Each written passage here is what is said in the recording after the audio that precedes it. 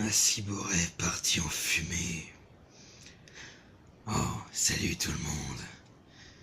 Et oui, même du fond des enfers, on aimerait partir pour l'espace. J'ai fait une belle fusée, avec tout qui explose, du sang partout. De toute façon, j'irai jamais dans l'espace. Je préfère la fosse souterraine et la TV du diable à présenter dès que j'ai des nouveaux films. Allez, on n'attend pas, attaquons tout de suite. Avec de l'espace. C'est donc avec des larmes que je vous présente Apollo 18. Et oui, même sur la face cachée de la Lune, il y a des problèmes qui subsistent. Cette histoire est assez sympathique, sachant que c'est un Paranormal Activity sur la Lune. J'aime pas Paranormal Activity, mais celui-ci m'a quand même plu. A savoir que même si je n'ai pas Paranormal Activity, si je les trouve, je les prendrai quand même s'ils sont pas chers. Donc en fait, si vous voulez, c'est l'histoire d'Apollo 18, donc tout le monde connaît Apollo 13, avec le premier pas sur l'homme, avec Neil Armstrong. Et donc là, c'est Apollo 18, censé être la dernière mission top secrète, où deux cosmonautes, justement, devaient aller sur la Lune et poser des émetteurs afin de pouvoir détecter en avance de potentielles attaques de l'Union soviétique. L'Union soviétique, qui pour ceux qui ne savent pas, qui est la Russie maintenant. Le problème, c'est qu'ils vont arriver là-bas et plein de phénomènes inexpliqués vont se passer. Et du coup, ils vont pas comprendre beaucoup de choses. Ils vont retrouver, par exemple, un vaisseau russe avec un cadavre russe avec des cailloux dans les poches. Enfin, je vous en dis pas plus, mais l'histoire est assez intéressante. Et nous avons même des photos d'archives, ce qui rend la chose encore plus crédible. Et ça, je trouve ça vachement bien fait. Apollo 18, un bon petit film que je conseille à tous, même si ça prend du temps au démarrage. Et voilà, c'est moi rien ne m'effraie, mais là, je trouve ça pas vraiment ça très effrayant. Ensuite, un classique en version longue, Poltergeist. Donc j'ai pas vu l'original, celui-là je l'ai trouvé vachement sympa. Donc pareil, pour ceux qui connaissent pas, je vais vous faire un petit cours vite fait. Un poltergeist, pour vous expliquer la différence avec un fantôme. Un fantôme, c'est quelque chose que vous allez voir, qui va avoir apparence humaine, parfois apparence animale, enfin, qui aura une apparence, mais que vous verrez tel quel. Comme si moi vous me voyez là en photomatique, c'est-à-dire en plus flou. Un poltergeist, vous ne le voyez pas directement. C'est un être qui par exemple va prendre contrôle d'une chose, d'une poupée, là par exemple de la clown, d'une machine, et qui va se faire voir de cette façon-là, pas directement. Même si à la fin on peut voir les esprits qui le hantent. Mais bon, après c'est l'effet double univers, c'est un peu compliqué. Mais bon, le principe d'être dans le même endroit, de voir les choses de deux façons différentes, comme deux dimensions différentes, je trouve ça vachement bien fait et c'est vachement bien amené. De plus, les acteurs sont assez crédibles. Beaucoup d'acteurs, les principaux, ce sont les jeunes enfants qui, ma foi, jouent bien, ne surjouent pas leur rôle comparément à beaucoup d'acteurs adultes. Et voilà, c'est un film fort sympathique, voilà. Une reprise à un classique de David Hooper, je crois. Voilà, produit en plus par le légendaire Sam Raimi, Tobe Hooper, voilà, je me trompe. Et voilà donc de Poltergeist, qui est repris de l'original de Tobe Hooper, Poltergeist. Un que je conseille à tout, vachement bien, la version longue est encore plus intéressante avec des bonus fort sympathiques. Ensuite, un petit film que peu de gens connaissent, pas très connu, c'est sûrement pour ça du coup. Blackout. Ça j'ai bien aimé, c'est un film à petit budget, j'aime beaucoup les films à petit budget. Surtout que celui-là, il y a du sexe. Et oui, souvenez-vous, il faut se protéger. Du coup, pour présenter ce film un peu violent sexuellement, je vais mettre une protection 2 secondes.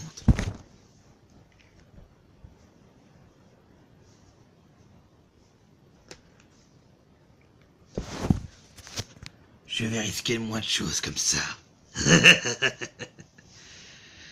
Donc, pour vous présenter ce film qui est sous carton, comme vous pouvez le voir, c'est la même couverture, c'est pour ça que je le déballe pas. Nous pouvons effectivement voir que Blackout est un film assez sympathique. C'est l'histoire d'un mari, si vous voulez, qui arrive avec sa femme et sa fille, entre guillemets, dans une maison hantée, où plein de choses bizarres vont se passer et d'événements majeurs vont se transformer. En effet, des gens bizarres qui font des choses horribles, dont la fille d'ailleurs se fait payer pour des leçons de choses Intéressante. une mère qui malheureusement a du mal à joindre les deux bouts, et un mari qui a perdu son travail et qui devient de plus en plus fou. Autant vous dire que le twist final est fort sympathique à voir et je ne m'y attendais pas. Je vous conseille à tous ce petit film. Il fait pas forcément très peur, pas plus qu'un autre, mais il a une twist finale sympa et il arrive quand même à nous tenir en haleine malgré tout. Lockout. Je crois que je vais me garder cette cagoule pour tout le long. Je vais me protéger du reste, surtout quand je vois ce que c'est. Un classique de John Carpenter, Prince des Ténèbres. Un film ô combien compliqué à comprendre. Oui, en effet, ce n'était pas chose facile. Comment vous dire simplement? C'est une ancienne substance verte contenue dans un gros tube en verre qui est retrouvée dans une ancienne église. Tout est ancien dans ce film, c'est merveilleux.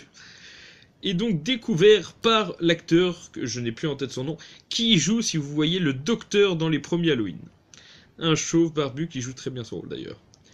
Et qui donc va devoir appeler l'aide d'un scientifique réputé, d'un prof réputé dans la science de la magie, entre guillemets, qui va faire appel à ses différents élèves et qui vont devoir trouver quelle est donc cette chose que personne ne connaît.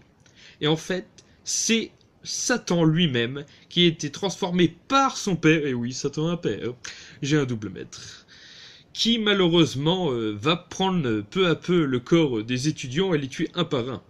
De plus, une bande de vagabonds un peu bizarres vont en tuer quelques-uns aussi, tout en ayant l'air possédés, on dirait des zombies pour certains. Donc Prince des Ténèbres, un classique de John Carpenter que je conseille à tous. Film fort sympathique, quoique un peu compliqué à comprendre par moments. Ensuite, nous restons dans les classiques. Je vous ai montré le 1 la dernière fois, et bien c'est bon, j'ai vu le 2. Evil Dead 2. Un film très très bon de Sam Raimi que je vous conseille également, plutôt parodique par contre.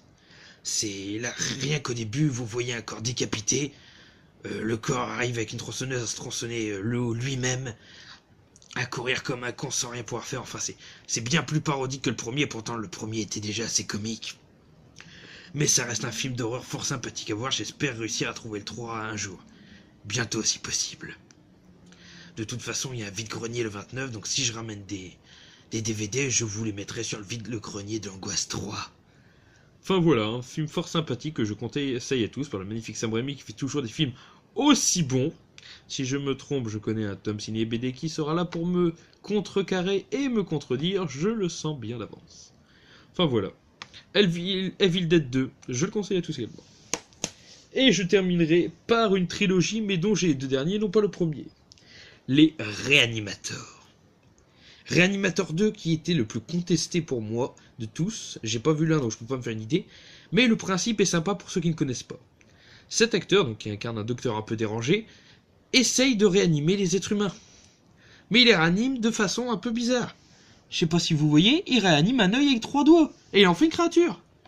Et son but, c'est de prendre des bouts de chaque femme qui trouve les bouts qu'il trouve bien, par exemple les pieds d'une danseuse, les doigts d'une avocate, enfin ce genre de choses, pour refaire une femme parfaite qui tombe amoureuse de son ami.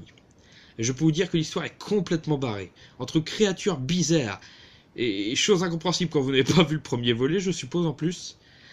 C'est rigolo. Franchement, pour moi c'est un nanar, mais je trouve ça vachement sympathique. Il y a quand même un petit côté horrible et c'est sympa à voir. Et le dernier, mais non le moindre, qui est mieux, Réanimateur Beyond, Réanimateur 3 si vous préférez, qui se passe plus tard, l'acteur est plus vieux, et surtout qui se passe en prison, avec quelqu'un qui va essayer de faire en sorte que son breuvage pour faire revivre les morts marche à nouveau, fonctionne. Et celui-là est bien plus sympathique, les prisonniers sont excellents, on peut voir des prisonniers de tout type, il y en a un drogué qui va exploser, qui va continuer à vivre en squelette, l'un qui va péter un câble pour une souris morte, qui va finir tranché en deux mais toujours en vie, un autre complètement babou là, au point d'être envoyé chez les fous. Je l'ai reçu il y a pas longtemps dans mon antre. Et donc voilà, ce réanimateur là je le conseille à tous aussi. Le meilleur c'est censé être le premier, j'essaierai de le trouver. Et voilà, c'est tout pour la TV du diable. Et maintenant, je vais vous dire à une prochaine sur la TV du diable. N'hésitez pas à laisser un commentaire, un pouce vert, voire même un pouce rouge si ça ne vous a pas plu, mais si vous mettez un pouce rouge, dites-moi moi pourquoi. Merci beaucoup. Bonne journée à vous et surtout, bonne mort. N'oubliez pas, protégez-vous. Faites ce que je dis. Moi je le fais sans. Pas ce que je fais.